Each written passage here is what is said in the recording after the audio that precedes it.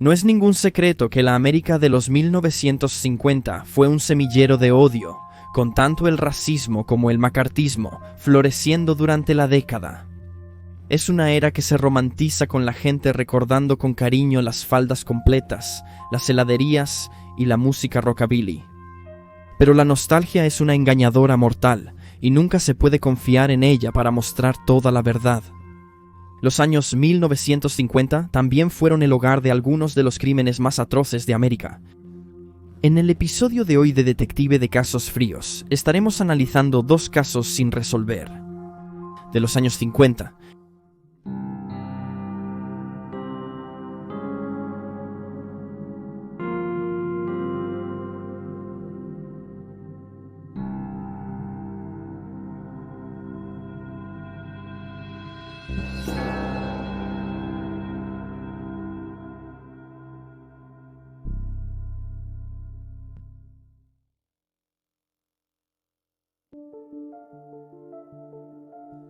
La familia Walker. Familiares y amigos de los Walker deberían haber podido celebrar su Navidad juntos con ellos en 1959, pero debido a las acciones de uno o varios culpables no identificados, terminaron lamentando la pérdida de sus seres queridos, lamentándose en lugar de disfrutar de la temporada festiva.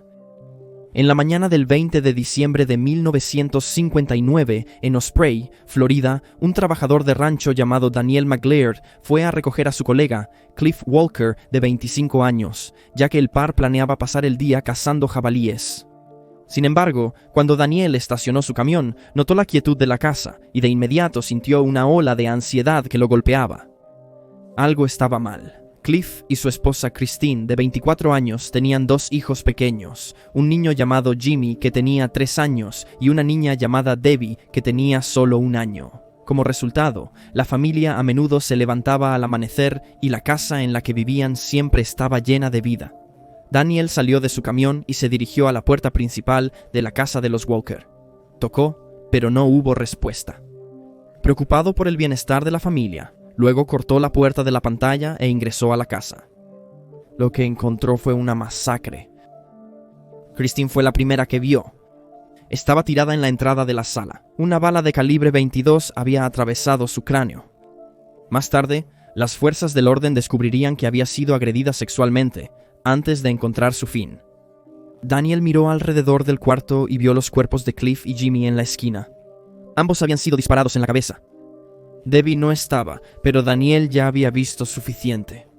Se retiró de la casa y llamó al departamento de policía local, quienes llegaron y encontraron a Debbie de 1 año en la bañera. Fue baleada y ahogada. Se ha teorizado que el perpetrador ahogó a la pequeña niña porque se quedó sin municiones y ella no murió inmediatamente por la herida de bala. La policía en Osprey tenía mucho trabajo por hacer. Lograron determinar que Christine había llegado a casa primero después de un día de hacer recados a las 4 de la tarde, y que Cliff, con los niños, había llegado en algún momento después. Dado que Christine tuvo tiempo para guardar las compras, se ha sugerido que ella conocía al perpetrador y posiblemente pasó tiempo hablando con ellos antes de ser atacada.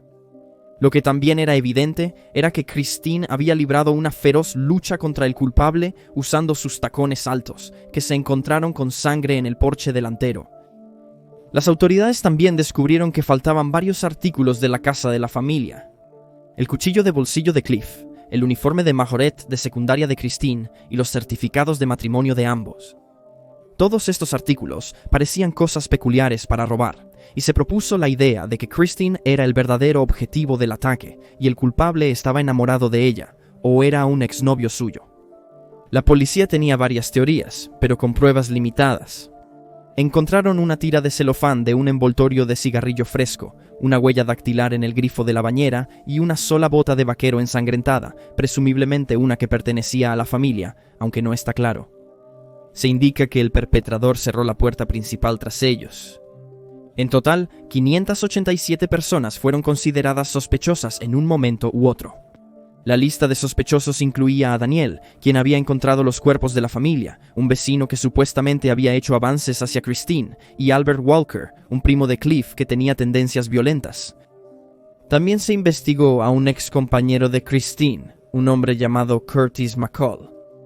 Los rumores de un romance entre la pareja habían circulado por el pueblo local, y aunque McCall negó los rumores, nunca fue completamente descartado, aunque tampoco había pruebas en su contra. Sin embargo, ninguno de estos sospechosos resultó ser el culpable, y nunca se ha identificado el motivo detrás del brutal asesinato de la familia Walker. En algún momento después de los asesinatos, un asesino en serie llamado Emmett Monroe Spencer afirmó que él era el perpetrador, pero esta confesión fue posteriormente desacreditada, ya que Spencer era un conocido mentiroso patológico. Se pensaba que Spencer construyó su confesión basándose en reportes de asesinatos en diarios locales y novelas policíacas que disfrutaba leer. Después de eso, el caso de la familia Walker se enfrió durante varias décadas. Luego, en 2012, la oficina del sheriff del condado de Sarasota comenzó a investigar los vínculos entre el caso y los asesinos condenados Perry Smith y Richard Hickok. La pareja eran criminales de carrera que fueron condenados por matar a 4 miembros de la familia Clutter en Kansas en 1959 y luego fueron ejecutados en 1965 por los asesinatos. Los asesinatos de la familia Clutter fueron tratados en el popular libro A Sangre Fría, también publicado en 1965. En el libro, el autor descartó la idea de que Smith y Hickok fueran responsables de la masacre de la familia Walker, porque tenían una coartada para el momento en que ocurrieron las ejecuciones. Sin embargo, los registros y testigos de los investigadores en Kansas y Florida contradicen esta versión. Smith y Hickok habían sido considerados sospechosos desde 1960, 34 días antes de los asesinatos de Walker. Los criminales huyeron a Florida en un coche robado y se registraron en un motel a solo 4 horas de Osprey. Se retiraron la mañana de la masacre de la familia Walker y fueron capturados el 30 de diciembre, 1959 en Las Vegas, Nevada. Una prueba de polígrafo emitida en 1960 pareció exonerar a la pareja de cualquier implicación, pero hoy en día es bien sabido que las pruebas de polígrafo realmente no prueban nada y ni siquiera son admisibles en la corte. Los expertos también han señalado que los polígrafos de los años 60 eran notoriamente imprecisos. En diciembre de 2012, los investigadores anunciaron que estaban buscando una orden para exhumar los cuerpos de Smith y Hickok para obtener ácido desoxirribonucleico. Esperaban que coincidiera con la muestra de semen que se tomó de la escena del crimen de los Walker. Finalmente se llevó a cabo esta exhumación, pero en 2013 se anunció que la evidencia de ácido desoxirribonucleico de los cuerpos no pudo coincidir de manera concluyente con la evidencia de la escena del crimen, porque estaba contaminada. Solo se extrajo ácido desoxirribonucleico parcial de la muestra de la escena del crimen, lo que significa que ni probó ni refutó la participación de la pareja en el caso. A pesar de este contratiempo, la pareja siguió siendo los sospechosos más viables en el asesinato de los Walker. No solo los testigos vieron a los dos en el área en el momento de la masacre, sino que también se encontró un cuchillo de bolsillo similar al de Cliff cuando los hombres fueron arrestados. Algunos han teorizado que mientras estaban en Florida, la pareja tocó a la puerta de la familia Walker y ofreció venderles el auto que habían robado, un Chevrolet Bel Air de 1956.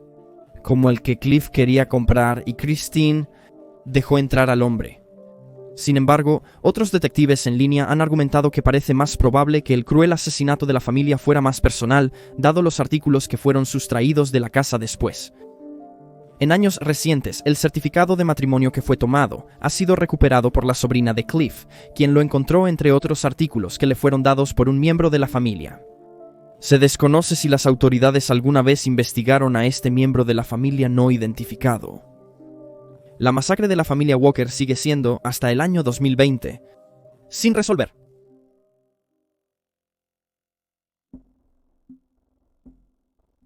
Malvina Cruz. El 29 de enero de 1958, Charles A., de 48 años. Cruz regresó a casa del trabajo alrededor de las 5 de la tarde.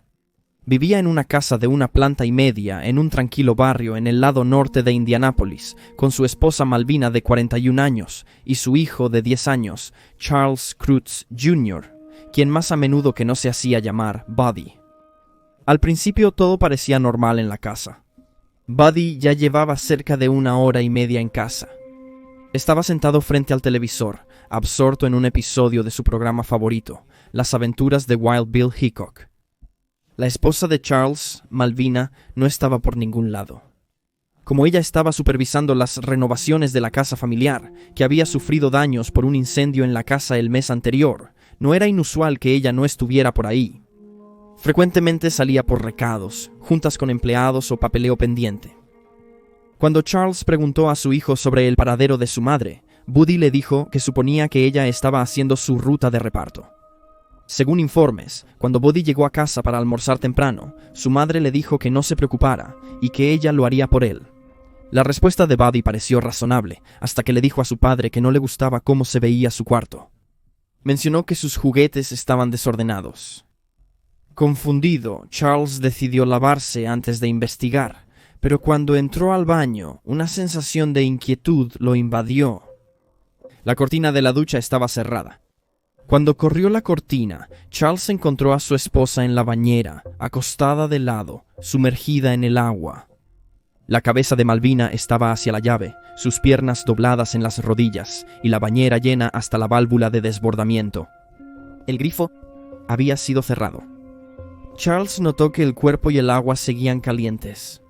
Malvina presentaba cortes en el interior de sus labios, moretones en el ojo izquierdo, barbilla, brazos por encima de los codos y en la pierna izquierda sobre la rodilla. La blusa blanca de la mujer de 41 años estaba rasgada por detrás, su cardigan roto y su ropa interior bajada hasta las rodillas. Todavía llevaba zapatos, y sus pantalones fueron encontrados más tarde empapados y del revés en el suelo de la habitación de Buddy.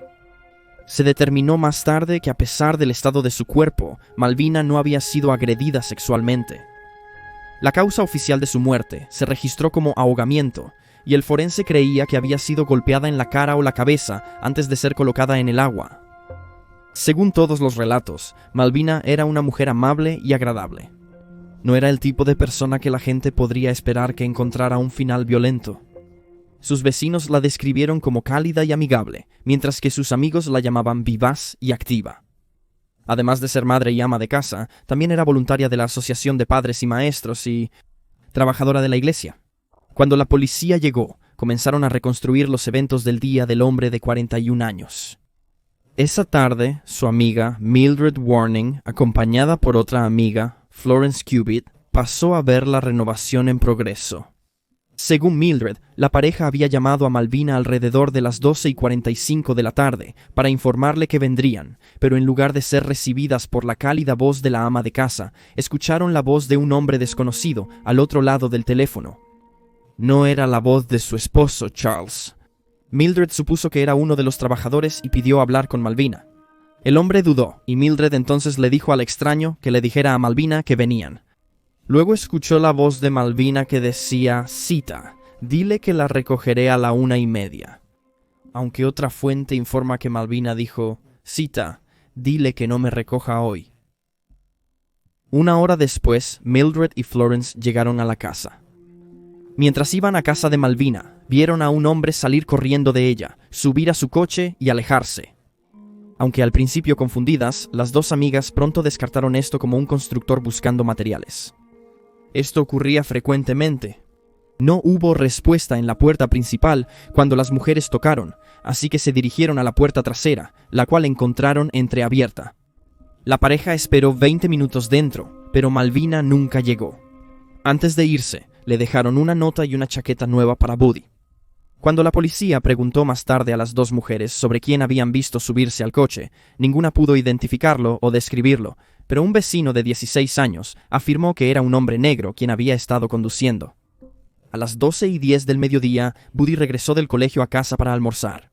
Su comida ya lo estaba esperando cuando llegó, y notó que el coche de su madre todavía estaba en el garaje. Un lechero que estaba repartiendo en ese momento también vio el coche allí. Mientras Buddy almorzaba, Malvina le llamó desde el baño, contándole cómo haría su ruta de reparto de periódicos. Aunque se informa que Buddy escuchó a su madre, no hay evidencia que indique que la vio físicamente.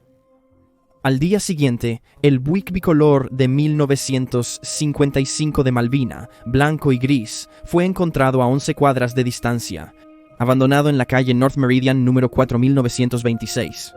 Aunque se buscó en el área, no se pudieron localizar las llaves del coche y tampoco estaban dentro del vehículo. De manera confusa, varios testigos afirmaron que el coche había estado allí desde la mañana del 28, el día antes de que se encontrara a Malvina muerta. Se encontraron algunas pruebas notables en la casa de la familia Crute. La policía descartó el robo como motivo porque encontraron objetos de valor y joyas caras aún presentes, y la bolsa de Malvina y el efectivo permanecieron intactos. Durante su búsqueda en la casa, sin embargo, encontraron 3 huellas dactilares que no pertenecían a la familia. También hallaron en el cuarto de Buddy un lápiz con mechones de cabello adheridos. También se hallaron almohadas con sangre en el lugar. Se cree que el lápiz se utilizó para crear las pequeñas cortaduras en la frente y el cuero cabelludo de Malvina. El lápiz en cuestión parecía inicialmente una pista fuerte.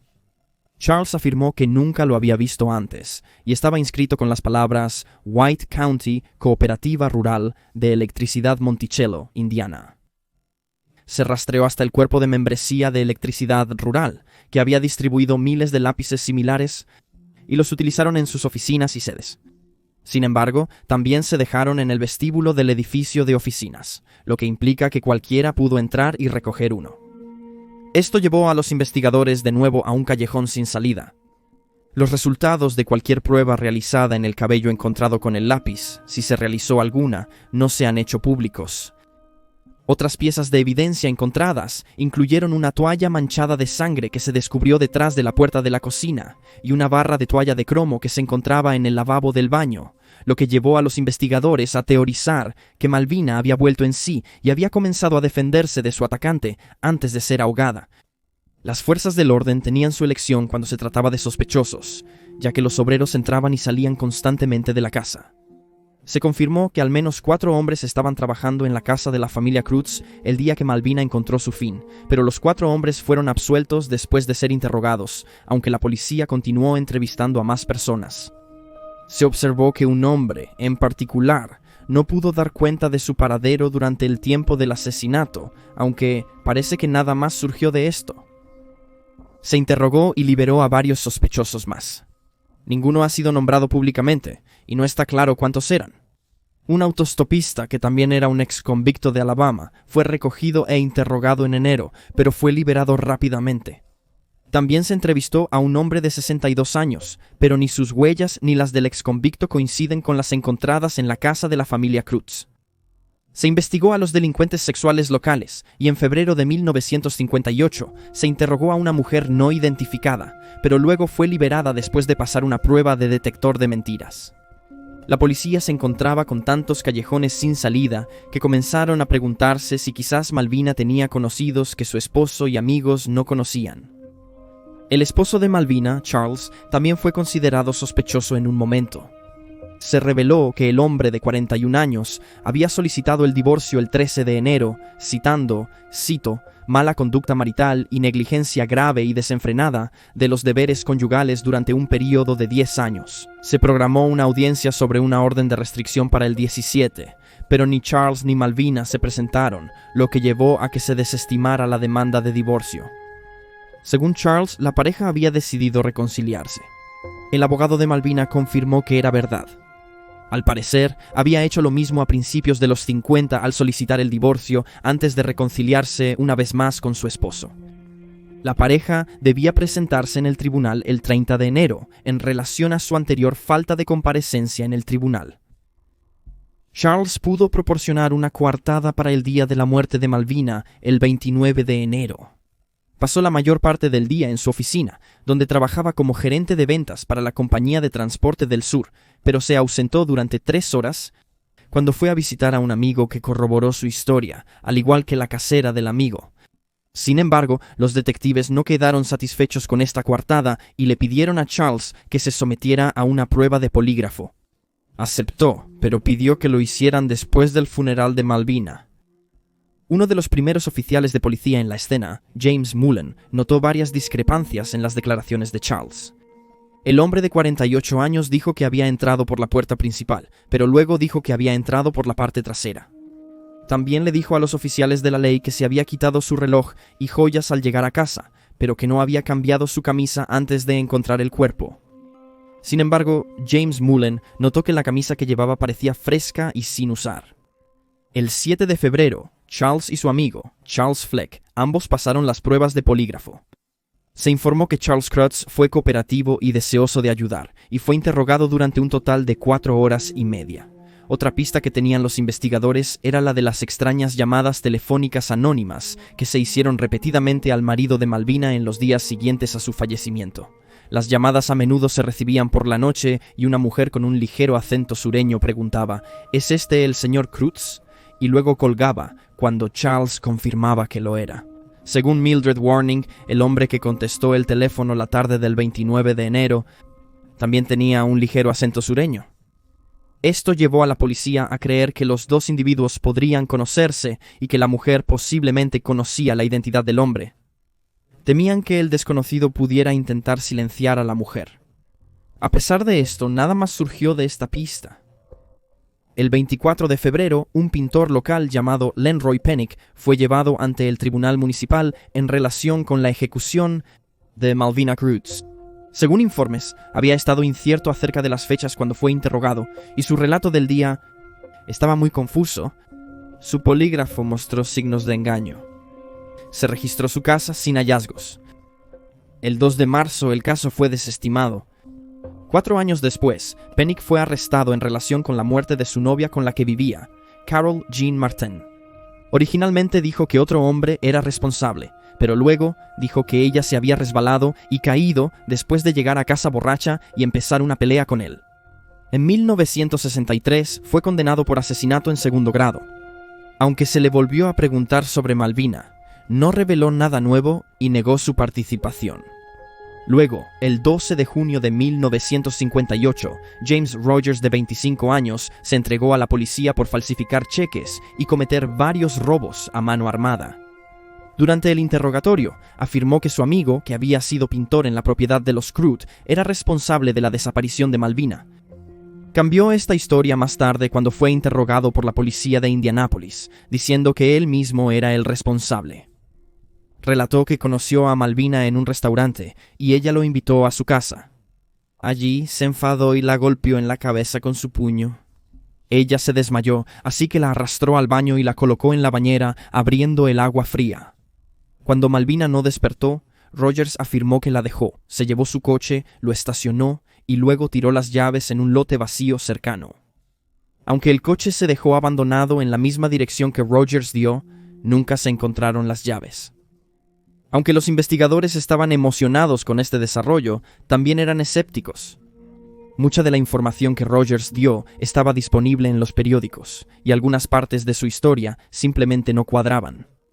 Una prueba de polígrafo administrada por la policía sugirió que estaba mintiendo, y luego Rogers reveló que así era.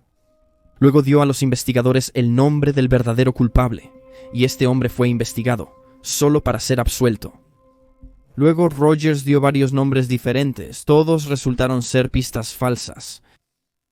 En total, entre 200 y 250 personas fueron entrevistadas en relación con la muerte de Malvina Crutz. Los detectives en línea han sugerido que quizás fue Charles, y que el hombre que había ido a ver más temprano ese día era en realidad su amante.